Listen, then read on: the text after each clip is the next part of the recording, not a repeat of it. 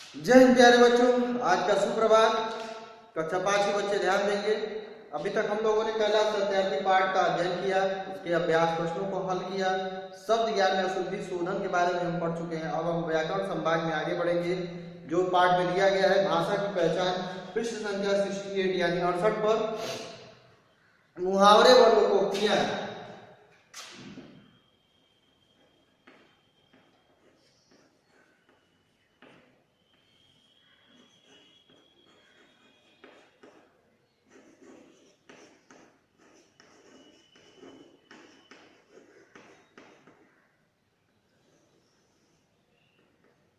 मुहावरे व लोकोक्तियां,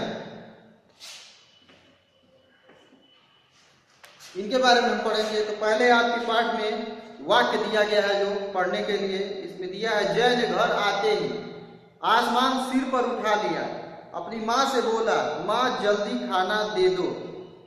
आसमान सिर पर उठा लिया, ये लाल अक्षर से लिखा गया है। ये मुहावरा है। मेरे पेट में चूहे कूद रहे हैं, मेरे पेट में चूहे कूद रहे हैं। माँ ने उसे खाना दिया, खाना देखते ही वह उस पर टूट पड़ा। माँ ने कहा, खाना धीरे धीरे खाना चाहिए। जय ने पूछा, क्यों माँ? माँ ने कहा, तुमने कभी सुना नहीं क्या, जल्दी का काम शैतान का। तो यहाँ देखें कि भाषा को सुंदर और प्रभावशाली बनाने के लिए मुहावरों और लोकोक्ति का प्रयोग किया गया है। मुहावरे से अभिप्राय उस वाक्य के वाक्यांश से है जो सामान्य अर्थ से अलग भिन्न अर्थ में प्रचलित हो, यानी जैसा वो लिखा गया है उसका वैसा वास्तविक अर्थ न लेकर कोई और अप्रत्यक्ष अर्थ लिया जाता है। यानी उसको जो दिख रहा है हमारे सामने प्रत्यक्ष रूप में, उसका सेम टू सेम यानी हूबहू वही अर्थ न लेकर दूसरा कोई अन्य अर्थ लिया जाता है जो हिडन होता है, अप्रत्यक्ष होता है। जैसे पेट में चूहे कूदना का अर्थ होता है, वास्तविक रूप से आपके पेट में चूहे नहीं कूदते हैं, चूहे आपके पेट में नहीं हो सकते। इसका अर्थ है कि बहुत तेज भूख लगना। पेट में चूहे कूदने का मतलब क्या है? बहुत तेज भूख लगना। लोकोक्ति से अभिप्राय लोगों द्वारा कही गई कहावतों से है। मुहावरे के बाद लोकोक्ति। लोकोक्ति जो होता है वो लोक धनोक्ति यानी लोगों की कही गई उक्ति यानी कथन से बनता है। लोकोक्ति जो कोई विशेष अर्थ के लिए रूढ़ हो जाती है, विशेष अर्थ के लिए रूढ़ हो जाती है, यानी हमेशा के लिए वो निश्चित हो जाती है वो लोकोक्ति, और उसका वही सामान्य अर्थ सभी लोग ग्रहण करते हैं।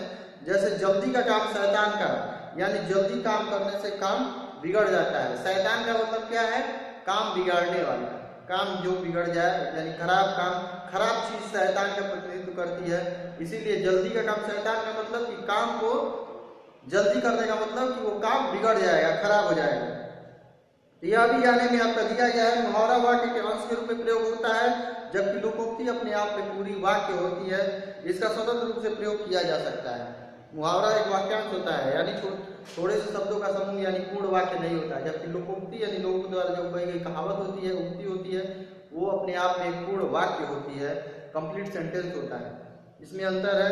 लोकोक्ति और मुहावरे में आगे पढ़ेंगे। मुहावरे और उनके अर्थ जो दिए गए हैं, एक तरफ मुहावरे दूसरी तरफ अर्थ है, इनको हम पढ़ेंगे।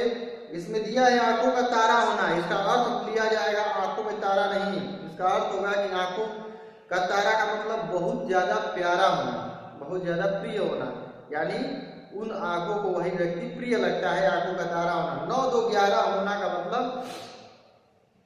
भाग जाना। इसका 9, 2, 11 की गिनती से यहाँ तात्पर्य क्या है? भाग जाना, प्रत्यक्ष हिडन इसका अर्थ है। लाल पीला होना, लाल पीने का होना कि मतलब कि आपने आप पर कलर नहीं डाल देना, लाल पीला नहीं होना, मतलब होना कि बहुत गुस्सा होना। गुस्सा जब होते हैं तो हमारे चेहरे, हमारे शरीर का रंग चढ़ता उतरता है, इसीलिए कहते हैं बहुत लाल पीला होना यानी गुस्सा होना। अंगूठा दिखा देना यानी ठेंगा दिखाना, यानी मना करना। ईद का चांद होना, ईद का चांद सभी जानते हैं कि उसकी लोग बेसब्री से इंतजार करते हैं, और वह कई दिन के बाद यानी महीनों के बाद वो दिखता है, महीने के बाद दिखता है। दूज का जो चांद होता है तो यानी उसको कहते हैं बहुत दिनों के बाद दिखाई देना। ईद का जो चांद होता है वो हर रोज नहीं दिखता है, सिर्फ द्वितीया का जो दूज का चांद होता है वो महीने में एक बार या पखवाड़े में एक बार आप उसको देख सकते हैं। तो बहुत दिनों बाद दिखाई देना।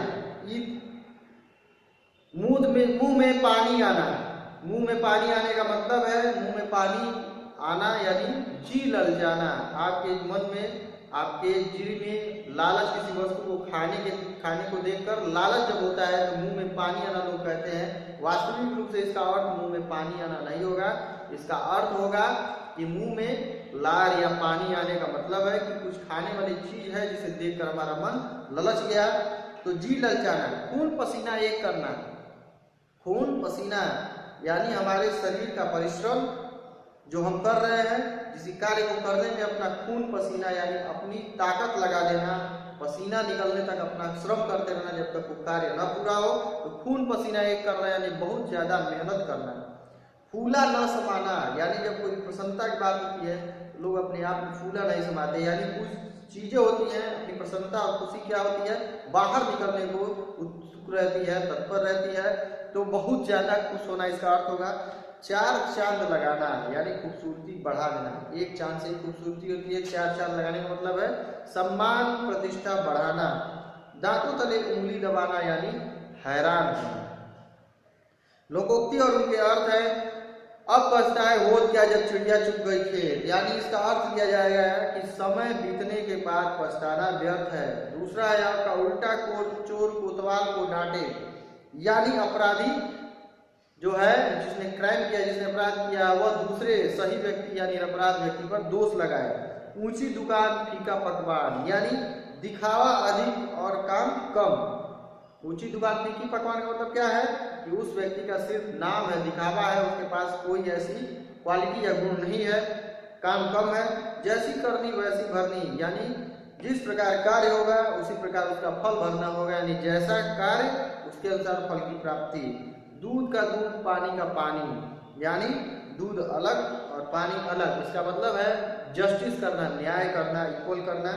एक अनार 100 बीमार, एक अनार 100 बीमार यानी एक अनार का फल है और उसे खाने वाले 100 बीमार है, यानी एक वस्तु उसे चाहने वाले कई सारे लोग। घर की मुर्गी दाल बराबर यानी घर की वस्तु या व्यक्ति का आदर नहीं होता, यानी घर की मुर्गी दाल का मतलब है कि घर की कोई चीज है उसे पकवान की तरह नहीं आदर दिया जाता या उसे सम्मान नहीं मिलता, यानी उसे स्पेशल नहीं माना जाता, यानी घर की वस्तु या व्यक्ति का आदर नहीं होता। खिसियानी बिल्ली खंबा नोचे यानी खिसियानी बिल्ली यानी गुस्से में आने के बाद अपना गुस्सा कहीं और उतारना, खींच उतारना। अकेला चना भाड़ नहीं फोड़ता, भाड़ का मतलब जो घड़े में चने को हम भूनते हैं उस अकेले चने को डालने से क्या होता है वो इधर उधर छटकता है लेकिन उस मिट्टी के घड़े को भाड़ को फोड़ नहीं पाता। तो वही कह रहा है कि अकेला व्यक्ति कुछ नहीं कर सकता। इसका एक अर्थ है आसमान से गिरा खजूर में अटका, आसमान से गिरना भी एक मुसीबत है और खजूर में अटकना भी एक मुसीबत है, यानी एक मुसीबत से पिंड नहीं छूटा तब तक दूसरी मुसीबत में फंस जाना, यानी एक से छूट कर दूसरी में फंस जाना। यहाँ आओ करे 5 है आपका गृह कार्य।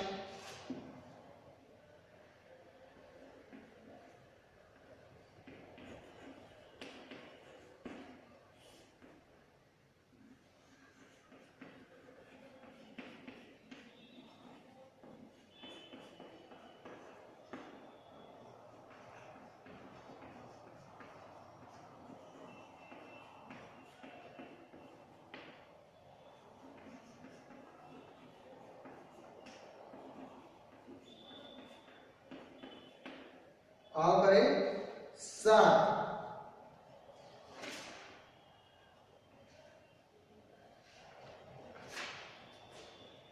इसमें 3 अभ्यास प्रश्न आपके गृह कार्य में दिए जाएंगे।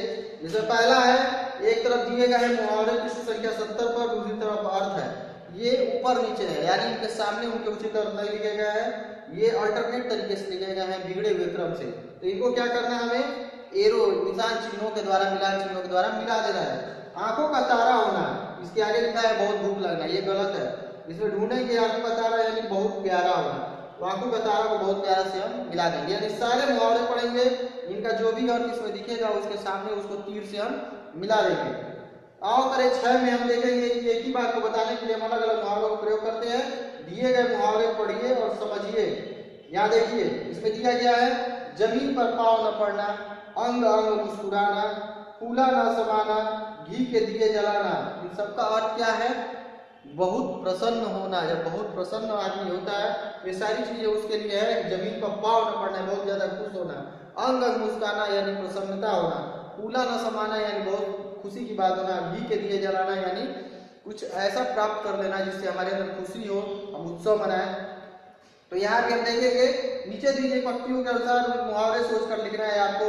बहुत गुस्सा होना का मुहावरा 1, मुहावरा 2, मुहावरा 3। इसी प्रकार भाग जाना का मुहावरा 1, मुहावरा 2, मुहावरा 3। तो यहाँ भाग जाना मुहावरा क्या है? 1 9 2 11 होना, 9 2 11 होना। और दूसरा मुहावरा क्या हो सकता है? चंपत हो जाना, भाग जाना। इसी प्रकार हम मुहावरे ढूंढेंगे, यानी उस तीनों प्रकार के मुहावरों का अर्थ क्या होगा? भाग जाना। इसी प्रकार इन तीनों मुहावरों का अर्थ होगा बहुत गुस्सा होना। तो इनको हम कर लेंगे। उसके पश्चात दिया गया है आओ करें साथ में लोकोक्तियों के अर्थ। जिस प्रकार हमने आओ करें 5 को मिलाया, उसी प्रकार आओ करें 7 को भी हम मिलाएंगे उनके सामान्य जो अर्थ है मिलान चिन्ह के द्वारा।